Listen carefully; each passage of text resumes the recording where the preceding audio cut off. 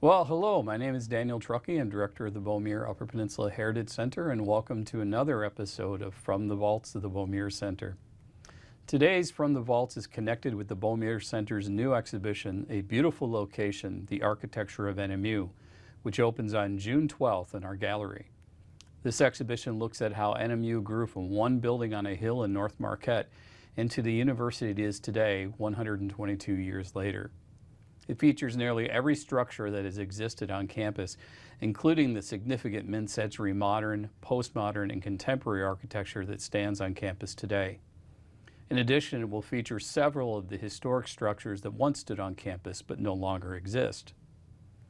The artifacts that you see in front of me are remnants of some of these buildings, such as this glass chandelier here, and also these bricks.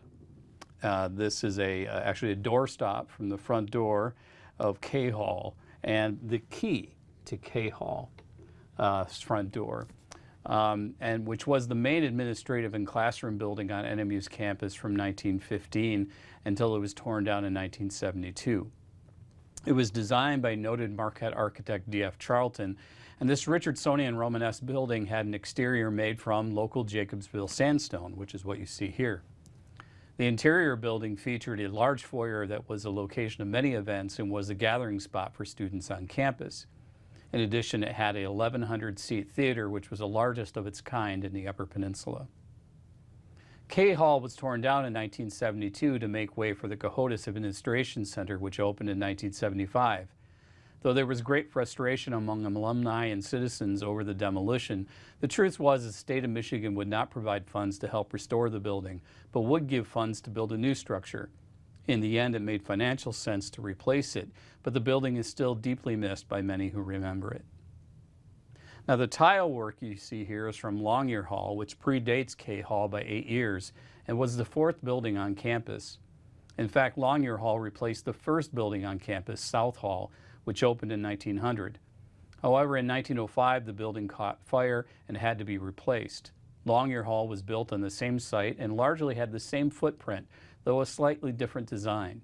The building would serve as a classroom and administration building into the 1970s, but then was closed due to the need for extensive renovation.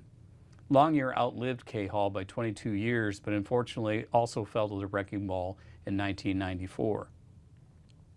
The first dormitory was built on campus in 1900 and served as the main residence for students until 1917. However, the university sold the building to the Diocese of Marquette in 1918, and it would take nearly 30 years for the university to build another. That building was Carey Hall, which opened in 1948, and for 18 years was strictly a dormitory for women. Spooner Hall, which was built in 1955, would become the first dormitory for men on campus. Carey Hall later became a location for academic departments such as psychology, sociology, and speech, language, and hearing sciences, and the police academy. The building continued to be used until the mid-1990s, but was then closed and eventually torn down in 2012.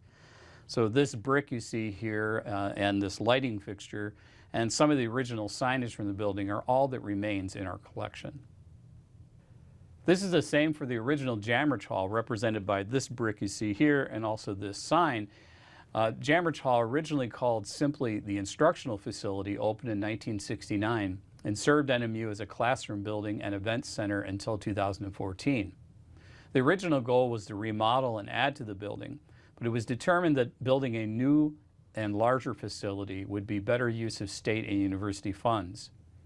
However, with the construction of the new facility, it meant that the original one had to be torn down, and in 2014, Old Jamrich, as it is now called, was demolished. Though Northern has lost many historic and architecturally important structures, our campus is still full of some fascinating mid-century modern buildings from the 1940s through the 1970s, which were designed by some of Michigan's most important architects, including Alden Dow, Ralph Calder, Warren Holmes, and Robert and Pipson Swanson. In addition, since the 1990s, the campus has seen physical growth with many new structures being built on campus, including the Superior Dome and the Weston Science Hall.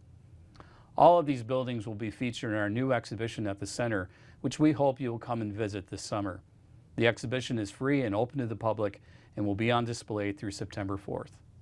And that's it for this week's edition of From the Vaults, and please join us next week for some more cool stuff.